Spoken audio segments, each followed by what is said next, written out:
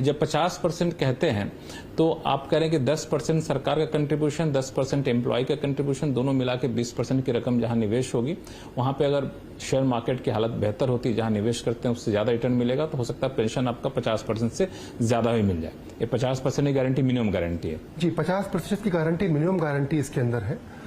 अगर जो भी सब्सक्राइबर यूपीएस के अंदर होगा, एकीकृत पेंशन प्रणाली में होगा, उसकी पेंशन 50% 12 महीने की जो उसकी जो औसत बेसिक पे होती है, उसकी 50% उसको सरकार एश्योर कर रही है इस एकीकृत पेंशन प्रणाली के तहत। इसमें एक और क्लैरिफाई आपसे चाहूंगा कि किसी को रिटायर करते वक्त पिछले 12 महीने की औसत बेसिक सैलरी मान लिया जाए 1 लाख रुपए, तो उसको कितना मिलेगा पेंशन में कहे तो और पूरा पेंशन रखता है, कंटिन्यू करता है, इनकैश नहीं करता है तो? अगर मान लीजिए कि वो पूरी की पूरी अपनी राशि को एनोटाइज करता है उस केस में, उसको उस केस में कम से कम 50,000 रुपया प्लस उस पर डियरनेस रिलीफ, मुद्रास्फीति का जो एक राहत का एक सूचकांक होता है, उसके हिसाब से आप जो भी इसका नंबर आता है वो उसको अवश्य मिलेगा। वो उसका मिलेगा। तो इसमें 50% बेसिक का 50% है, बाकी आपको डीआर मिलता रहे। डीआर कैसे कैलकुलेट करेंगे? ये डब्ल्यूपीआई से कैलकुलेट करेंगे, जैसे डीए हर साल बढ़ता है उससे आप उसी अनुपात में बढ़ता रहेगा? इसके लिए सरकार all India consumer price index industrial workers, उस सूचकांक के तहत उसको हर एम्प्लॉय को इसमें डियरनेस रिलीफ देगी इसके अंदर, जिससे कि जो मुद्रास्फीति होती है उसका कोई भी इम्पैक्ट, उसका कोई भी असर एम्प्लॉय की पेंशन पर ना पड़े। इसमें चूंकि अब तक एनपीएस था, एनपीएस के बाद हम लोगों ने यूपीएस लाया, तो जो सरकार ने प्रेस कॉन्फ्रेंस करके जानकारी दी, वो कहा कि आप चाहें तो एनपीएस से यूपीएस में शिफ्ट कर सकते हैं, कभी भी कर सकते हैं। तो इसका मतलब क्या हुआ कि एनपीएस भी बना रहेगा, यूपीएस भी बना रहेगा? जी, इसमें सरकार जो है वो एम्प्लॉई से उचित समय पर ऑप्शन मांगेगी कि वो एनपीएस में कंटिन्यू करना चाहते हैं या वो यूपीएस में माइग्रेट करना चाहते हैं, शिफ्ट करना चाहते हैं। 1 अप्रैल 2025 से यूपीएस की स्कीम पूरी तरह से अमल में आ जाएगी। उसके पहले एम्प्लॉय से ऑप्शन मांगे जाएंगे। हमारा ये मानना है कि यूपीएस एक बहुत ही आकर्षक योजना है और बहुत सारे एम्प्लॉयज, बहुत सारे सब्सक्राइबर्स जो होंगे वो एनपीएस से यूपीएस में शिफ्ट करेंगे। पर उसके बावजूद भी अगर लगता है किसी एम्प्लॉय को कि उसको एनपीएस में अधिक लाभ है, तो वो एनपीएस में कंटिन्यू भी कर सकता है। अगर किसी ने एनपीएस से यूपीएस में शिफ्ट कर लिया, फिर उसे लगा 1 साल बाद कि नहीं है, ये तो अच्छा नहीं है, हमें तो एनपीएस ही ज्यादा अच्छा था, तो क्या वापस जाने का विकल्प रहेगा? नहीं, ये एक्सरसाइज जो ऑप्शन का होगा, ये विकल्प उसको सिर्फ एक ही बार एक्सरसाइज करना पड़ेगा। सरकार उचित समय पर उससे एक विकल्प मांगेगी उस केस में, और एक बार जो उसने विकल्प एक्सरसाइज करा है तो वो विकल्प उसे कंटिन्यू करना पड़ेगा। इसमें कब तक गाइडलाइन आ सकती है, अंतिम गाइडलाइन? इसमें हम लोग इसको गाइडलाइन को जल्द ही फ्रेम करेंगे, शीघ्र ही फ्रेम करेंगे, और हम उम्मीद करते हैं इसके अंदर कि शीघ्र ही हम एम्प्लॉय से इस बारे में विकल्प मांगेंगे कि वो यूपीएस में कंटिन्यू करना चाहता है कि वो एनपीएस में कंटिन्यू करना चाहता है। एक जो कंफ्यूजन है लोगों के मन में वो है कि जब कोई रिटायर कर रहा है तो रिटायर करने के दौरान, रिटायर करने के वक्त कितना पैसा वो निकाल पाएगा? इस विषय में जो पीएफआरडी के रेगुलेशंस है वो काफी स्पष्ट है इस मामले में, कि जो भी 10% प्लस 10% जो एम्प्लॉय का अपना इंडिविजुअल प्लान है, उसकी 60% राशि टैक्स फ्री एम्प्लॉय विड्रॉ कर सकता है। उसी यथोनुपात, उसी प्रोरेटा बेसिस में एम्प्लॉय की पेंशन कम हो जाएगी। मैं दोबारा रिपीट करना चाहूंगा इस बात के लिए कि एम्प्लॉय के इंडिविजुअल प्लान जो कि 10% प्लस 10% सरकार के अंशदान से बनेगा, उसकी 60% राशि को, 60% या अप टू 60%? अप टू 60% राशि को एम्प्लॉय चाहे तो विड्रॉ कर सकता है, एक मुश्त राशि, एक मुश्त के अंदर, जो कि टैक्स फ्री होगी उसकी, और यथानुपात उसी रेट में उसकी फिर पेंशन जो होगी थोड़ी सी कम हो जाएगी उसकी। तो 60% विड्रॉ, और क्या क्या सुविधा मिलेगी उसको? उसके अलावा उसको एक मुश्त राशि मिलेगी उसको फॉर एवरी 6 मंथ्स ही वर्क्स। हर 6 महीने वो जो काम करेगा उस पे उसको 1/10 अपनी बेसिक पे प्लस डियरनेस अलाउंस की राशि उसको जो होगी वो एक मुश्त मिलेगी। तो मान लीजिए कि फर्ज करते हैं कि किसी व्यक्ति ने अगर 30 साल काम करा है, तो उसको अप्रोक्सीमेटली लगभग 6 महीने की उसको तनख्वाह जो होगी उसको एक मुश्त राशि मिलेगी, और इस राशि का उसकी पेंशन पर कोई भी प्रभाव नहीं पड़ेगा। उसकी पेंशन अलग होगी, ये एक मुश्त राशि एम्प्लॉय को मिलेगी। रिटायरमेंट के बाद जो भी उसकी जिम्मेदारियां होती हैं उसको निभाने के लिए? मतलब 3 चीजें मिलेंगी। एक तो आप अप टू 60% तक अपने कंट्रीब्यूशन का विड्रॉ कर सकते हैं। दूसरा, लमसम अमाउंट हर 6 महीने के 1 महीने के सैलरी का 1/10 आप मिल सकता है आपको। और इसके अलावा जो आपको पेंशन मिल रही है वो मिलेगी यहाँ पे। इसमें कंफ्यूजन ये है कि लोग जाहिर तौर पे ओपीएस से कंपेयर नहीं करना है, ये आप लोग बार बार कह रहे हैं, लेकिन लोग कर रहे हैं, क्योंकि ओपीएस एक आदर्श पेंशन स्कीम थी लोगों के मन में। तो उसमें लोग कह रहे हैं कि जो कंट्रीब्यूशन एम्प्लॉय करता था जीपीएफ के तौर पर, रिटायरमेंट के टाइम में पूरा पैसा वापस मिल जाता था। उससे एक होता था, एक मुश्त मोटी रकम मिल रही है तो लोग जो है सो कुछ अपना जरूरत की चीजें, रिटायरमेंट के बाद की चीजें, घर बनाना, कुछ करना कर लेते थे। लेकिन वो एक मुश्त रकम वाली सुविधा जो है सो एनपीएस में, यूपीएस में खत्म कर दी गई है। ये कहना कितना सही है? ये बात उचित नहीं है। पहली बात तो ये है कि सरकार 18.5% का अंशदान कर्मचारी के पूरे सर्विस पीरियड में कर रही है। उसके अलावा एक जो नई चीज यूपीएस में आई है वो ये है इसके अंदर कि हर 6 महीने जो एम्प्लॉय काम करेगा उसकी तनख्वाह का 1/10 राशि बेसिक पे और डियरनेस अलाउंस का उसको सम करके उसके लिए। लेकिन वो तो 35 साल की नौकरी तो मुश्किल से 6 महीने की तनख्वाह मिलेगी। 6 महीने की तनख्वाह तो वैसी नहीं होगी। 35 साल में करीब उसको 7 महीने के आसपास मिलेगी, और 7 महीने के आसपास की तनख्वाह मिलेगी, जो कि एक मुश्त उसकी बड़ी रकम रहेगी उसके अंदर। हमको इस बात को भी ध्यान रखना चाहिए उसके अंदर कि सरकार यूपीएस में या एनपीएस में लगातार 30 साल 35 साल कर्मचारी के साथ एक अंशदान कर रही है। देखिए, पूरी जो स्कीम यूपीएस वाली है, इसमें हमको इस बात को हमेशा ध्यान रखना चाहिए कि ये स्कीम एक डिफाइंड कंट्रीब्यूशन स्कीम है, जिसमें कि सरकार हर समय कर्मचारी के साथ अंशदान कर रही है, जिससे कि रिटायरमेंट के समय उसको एक यथोचित उसको एक पेंशन मिल पाए उसके लिए। तो इसमें लेकिन सवाल फिर से वही आ रहा है कि ठीक है, आप भी अंशदान कर रहे हैं, मतलब सरकार भी अंशदान कर रही है, हम भी अपना अंशदान कर रहे हैं, लेकिन पहले तो हमारे अंशदान को वापस पूरा दे देते थे। अब इस बार आप पूरा नहीं दे रहे हैं, अब मुश्किल से 6-7 महीने की सैलरी दे रहे हैं। तो वो जो हम 10% देते रहे पूरे 35 साल तक, ठीक है, सरकार अपना अंशदान दे, उसको छोड़ भी दें, तो जो हम अंशदान 10% देते रहे, कंट्रीब्यूशन करते रहे, वो तो आप हमें नहीं दे रहे हैं वापस। ये लोगों के मन में एक शुभन सी है। ऐसा नहीं है। देखिए, 10% जो राशि आपने खुद इंडिविजुअली कंट्रीब्यूट करी है, उसका चाहे तो आप 60% राशि उसकी आप विड्रॉल कर सकते हैं। पेंशन एनकैशमेंट की बात करें जो पहले भी था, यूपीएस में था, लेकिन हमारे कंट्रीब्यूशन को वापस नहीं मिल रहा है। वो इसलिए सवाल और ज्यादा वैलिड हो जाता है कई बार कि हम 10% अपने सैलरी का, जिस दिन से हमने नौकरी ज्वाइन किया, अगर हम किसी भी दूसरे स्कीम में पैसा लगा दें, हमें इससे ज्यादा बेहतर रिटर्न मिल जाएगा।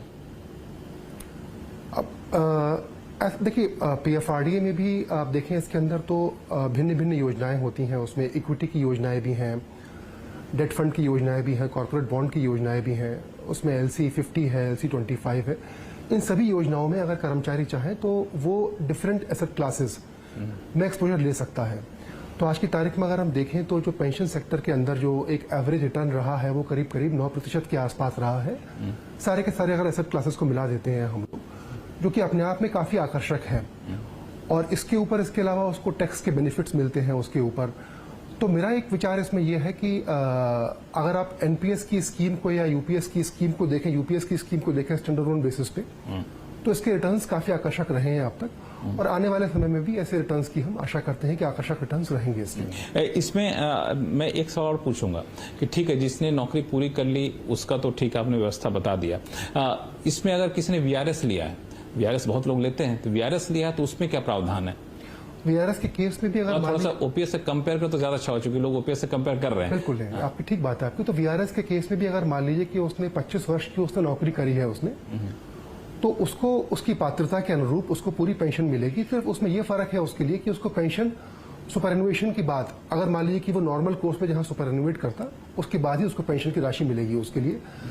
और हमको इस बात पे क्योंकि यहाँ पर जो हमारी जो यूपीएस वाली स्कीम है, इसमें हम इन्वेस्टमेंट बाजार में करते हैं, और जिससे कि इन्वेस्टमेंट ग्रो करता है इसके अंदर, तो हमको इन्वेस्टमेंट को पूरा ग्रो करने का मौका देना चाहिए इसके अंदर। उसके बाद ही उसकी पेंशन की, उसकी पात्रता के अनुरूप उसको पूरी पेंशन मिलेगी, उसकी सुपरएनुएशन के उपरांत। अगर कोई ये ऑप्शन चुनना चाहे कि नहीं, हम सुपरएनुएशन के बाद वाले पेंशन नहीं, जितना भी बनता वो पेंशन हमें देना शुरू कर दीजिए, तो इसका ऐसा कोई विकल्प होगा? का विकल्प अभी फिलहाल तो नहीं है, ऐसा विकल्प नहीं है। तो इसमें मान लिया किसी ने 20 साल की नौकरी या 25 साल की नौकरी करने के बाद उसकी उम्र अगर 50 साल रह जाती है, 50 साल में वीआरएस ले लेता है, तो उसको पेंशन के लिए 10 साल इंतजार करना पड़ेगा जी।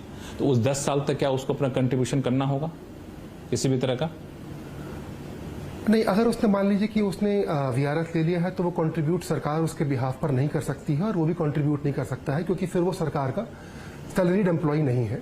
उस केस में जो भी उसका कॉर्पस होगा वो कॉर्पस ग्रो करेगा, और जब उसकी रिटायरमेंट की जाती है उस स्टेज पे उसको उस राशि से उसको पूरी पेंशन दी जाएगी। तो उसमें क्या 50% वाली जो आप लोगों की सुविधा है, शर्त है, वो लागू रहेगी वैसे केस में? चूंकि कॉर्पस तो पूरा उसका पेमेंट किया नहीं उसने। 50% किस चीज? मिनिमम एश्योर्ड रिटर्न की जो बात आप कर रहे हैं, अगर क्योंकि उसकी 25 साल की उसकी सेवा उसकी हो चुकी है, तब वीआरएस 50% की उसकी जो पात्रता है वो उसकी बन चुकी है उस केस में। अच्छा, इसमें एक और सुविधा ये थी एनपीएस में कि आप चुन सकते थे, हाई रिस्क से लो रिस्क फंड टाइप से व्यवस्था थी, तो क्या ये चुनने की व्यवस्था इसमें भी रहेगी यूपीएस में? बिल्कुल, इसमें देखिए हमारे पास जो एनपीएस में हमारे पास 3-4 प्रोडक्ट्स थे इसके अंदर जो कि पीएफआरडी ऑफर करता था। इसमें अगर आप चाहें तो आप शेयर मार्केट में ज्यादा एक्सपोजर भी ले सकते हैं। आपके जो इंडिविजुअल प्लान होगा, यानी कि 10% आपका अंशदान और 10% सरकार का अंशदान, इसमें आप चाहें तो आप आपकी इच्छा के अनुरूप वॉलंटरी बेसिस पे हायर रिस्क क्लासेस में भी आप इन्वेस्ट कर सकते हैं। तो इसमें यूपीएस में ये प्रावधान अभी भी जारी रहेगा, यूपीएस में कोई बदलाव नहीं होगा? यूपीएस में जो इन्वेस्टमेंट आपकी जो इंडिविजुअल प्लान के अगेंस्ट होगा 10+10%, इसमें निवेश की चॉइस सब्सक्राइबर की होगी। सब्सक्राइबर की होगी। किसी सब्सक्राइबर ने हाई रिस्क प्लान को चुन लिया है तो क्या वैसे केस में भी 50% एश्योर्ड रिटर्न वाली जो गारंटी वो देते रहेंगे आप? जी, उसमें कोई बदलाव नहीं होगा। इसमें कई यूट्यूब वीडियो और देख रहा था सोशल मीडिया पे, वो कहते हैं कि नहीं जी, इससे यूपीएस से तो ज्यादा अच्छा एनपीएस ही है।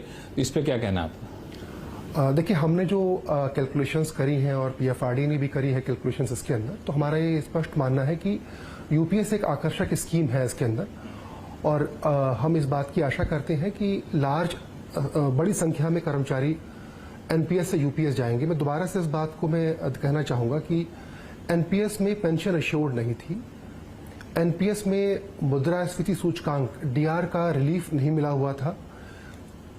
ये दोनों ही फीचर्स जो हैं आपके वो यूपीएस में है।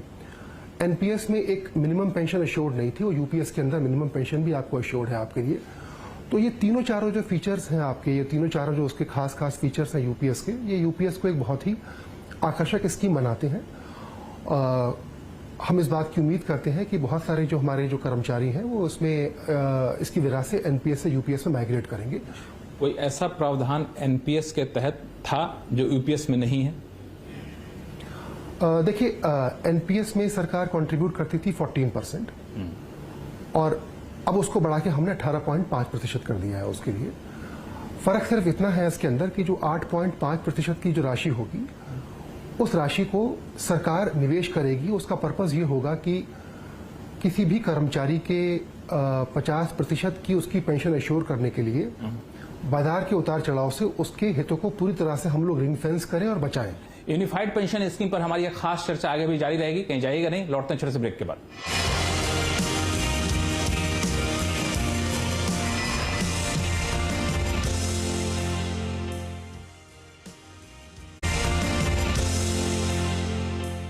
ब्रेक के बाद एक बार फिर से आपका स्वागत है। आप देख रहे हैं सीएनबीसी आवाज, और हम खास चर्चा कर रहे हैं यूनिफाइड पेंशन स्कीम की बारीकियों पर। हमारे साथ हैं वित्त मंत्रालय के joint secretary Pankaj Sharma sir. Tax treatment में कोई अंतर है एनपीएस, ओपीएस और यूपीएस में? नहीं, टैक्स ट्रीटमेंट बिल्कुल उसका सेम है उस केस में। आपका जो टैक्स ट्रीटमेंट होगा वो मार्जिनल रेट पे किया जाएगा।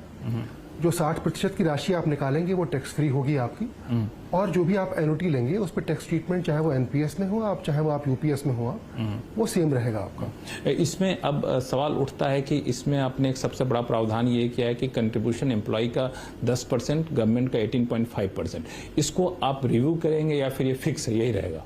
नहीं, ऐसा इस बात को बहुत ही स्पष्ट रूप से बताया गया है कि हर 3 साल के बाद इस चीज पर पुनर्विचार किया जाएगा, क्योंकि ये अभी हमारा जो 18.5% है ये कुछ कैलकुलेशंस के आधार पे, एक्चुअल कैलकुलेशंस के आधार पे निकाला गया है।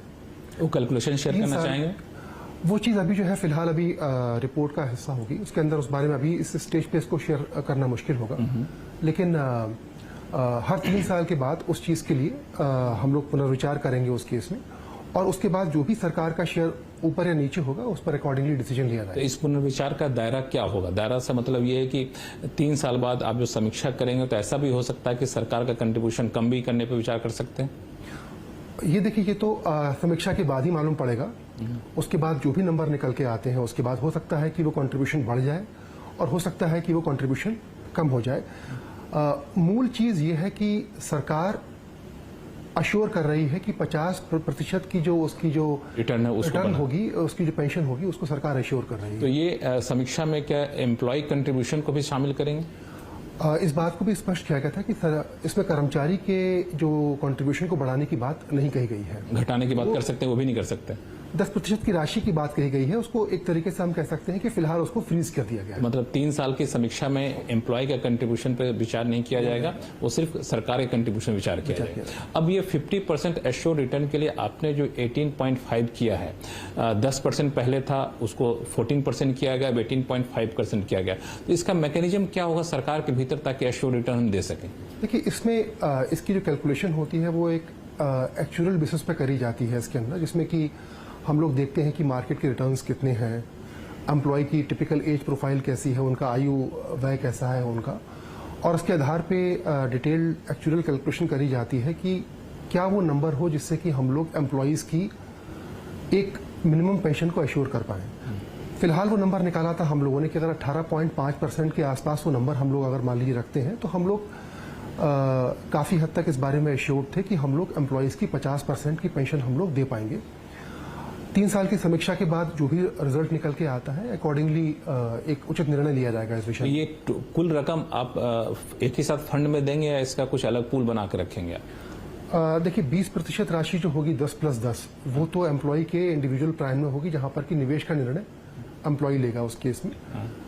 और जो 8.5% की जो राशि होगी उसके बारे में पीएफआरडी और सरकार निवेश के उचित निर्णय लेगी। तो 1.5% इक्विटी मार्केट में जाएगा, म्यूचुअल फंड में जाएगा, डेट फंड में जाएगा, ये आप लोग तय करेंगे, अभी तय नहीं है? अभी उस बारे में जो है विचार हो रहा है उस बारे में, और उस बारे में हमारा जो उद्देश्य होगा वो ये होगा कि हम लोग एम्प्लॉय के हितों की रक्षा कर पाए इस केस में, और हम लोग ये देख पाए कि इसमें जो हमारी 8.5% की राशि है वो उसमें एम्प्लॉयज के लिए ये श्योर कर पाएं कि 50% की पेंशन उनको मिले इसके। इसमें 2 सवाल मेरा। पहला सवाल ये है कि एनपीएस में आखिर तक 14% गवर्नमेंट शेयर करती थी, 10% एम्प्लॉय, तो कुल 24% पैसा जाता था एम्प्लॉय की मर्जी से किसी फंड में जिसमें एम्प्लॉय चुन सकता था। अब 14% के बजाय सिर्फ 20% जाएगा, क्योंकि उसका 4% भी आप ले रहे हैं, अपने हिसाब से उसको तय करेंगे। तो इक्विटी मार्केट में या फिर जहां हम चाह रहे थे पैसा डालना, वहां पैसा अब कम जाएगा।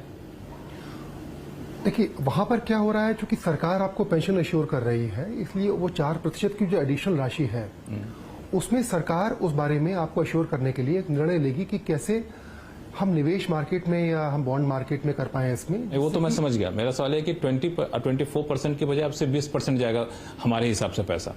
जी, अब वो पैसा कम हो जाएगा। 8.5% जो होगा, चूंकि सरकार आपको पेंशन अश्योर कर रही है, इसलिए उसके बारे में सरकार निर्णय लेगी और पीएफआरडी इसमें निर्णय लेगा कि क्या इसमें निवेश की उचित मानदंड हो, निवेश की क्या उचित गाइडलाइंस हो, जिससे कि हम एम्प्लॉयज को 50% की धनराशि एज पेंशन अश्योर कर पाए। इसका मतलब ये भी हुआ कि हम जिस फंड में पैसा, जिस कैटेगरी में पैसा डालना चाहते थे, उस कैटेगरी में अगर बेहतर रिटर्न मिलता है तो एनपीएस में हमें ज्यादा पेंशन मिलता, ओपीएस में कम मिलेगा, क्योंकि एनपीएस में 24% पैसा जाता है, यूपीएस में 20% पैसा जा रहा। ये कहना कितना सही है?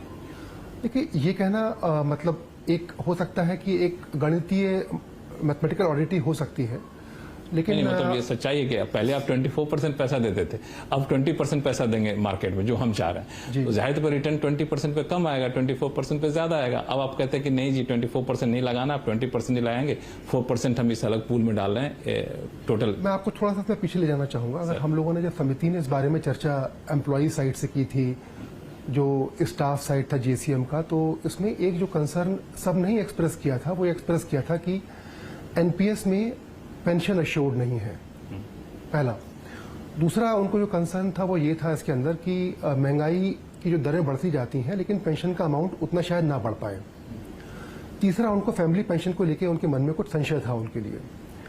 अगर आप देखिए तो हो सकता है कि एनपीएस में उनको पेंशन ज्यादा मिले, संभावना है, गणितीय संभावना एक है। लेकिन जो कंसर्न जो कर्मचारियों की थी वो ये थी कि अश्योर्ड नहीं है, हमारी जो पेंशन है वो बाजार के उतार चढ़ाव से प्रभावित होती है। जो सरकार का पूरा प्रयास है वो ये रहा है इसके अंदर कि बाजार के उतार चढ़ाव से हम लोग एम्प्लॉय के हित की पूरी तरह से रक्षा कर पाए, उसको हम रिंग फेंस कर पाए। और उसके लिए वो जो 8.5% की राशि है वो एक तरह का एक बफर है। हम ये कह रहे हैं इसमें कि 10+10 जो पैसा है उसको आप अपने हिसाब से निवेश करेंगे।